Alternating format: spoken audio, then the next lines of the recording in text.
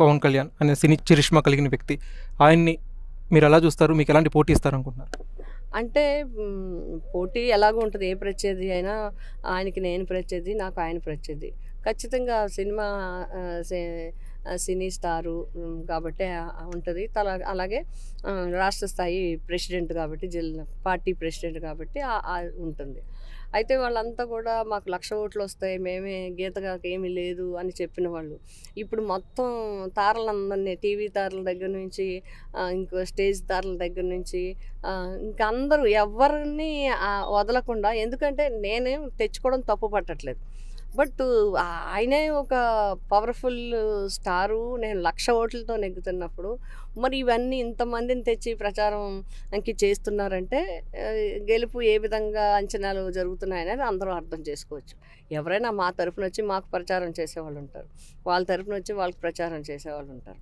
కాబట్టి ఏది ఎవరు ఎన్ని ప్రచారాలు చేసినా ఎలాగున్నా సరే జగన్మోహన్ రెడ్డి గారికి మీద అందరికీ నమ్మకం ఉంది, ధైర్యం ఉంది, ధీమా ఉంది. ప్రజలందరూ ఆయన అయితే మాకు న్యాయం జరుగుతుందని. వంగా గీత అయితే మాకు అందుబాటులో ఉంటుంది. మేము ఏ కార్యక్రమాన్ని చేయొచ్చు. ఈ నియోజకవర్గాన్ని మరొక ఉన్నత స్థాయికి తీసుకెళ్తుంది ఆవిడని చెప్పి.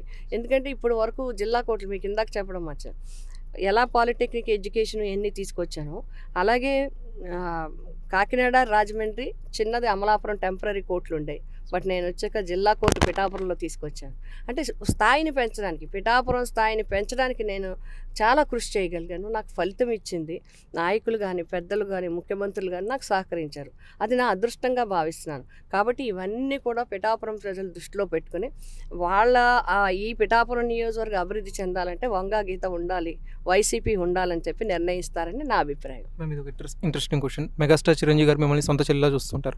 ఆయన పిఠాపురంలో ప్రచారం చేస్తారని చెప్పి ఊహాగానాలు నడుస్తున్నాయి. ఆయన ఒకవేళ ప్రచారం చేస్తే ఇక్కడ సమీకరణాలు ఏమైనా మారే అవకాశం ఉందా? మీ అభిప్రాయం ఏంటి మ్యామ్ దానిపై? అది మనం అంచనా ఎలా వేయగలము? చిరంజీవి గారు వస్తారని నేను అనుకోవట్లేదు. నా విశ్వాసం ఆయన వస్తారనుకోవట్లేదు. ఒకవేళ వచ్చినా నన్ను ఓడించమని చెప్పరు, ఖచ్చితంగా చెప్పరు. అది నాకు తెలుసు. నేను ఎప్పుడు ప్రజల మనిషిని, ప్రజలతో ఉండేదాన్ని, అత్యంత కింది స్థాయి నుంచి పనిచేసేదాన్ని.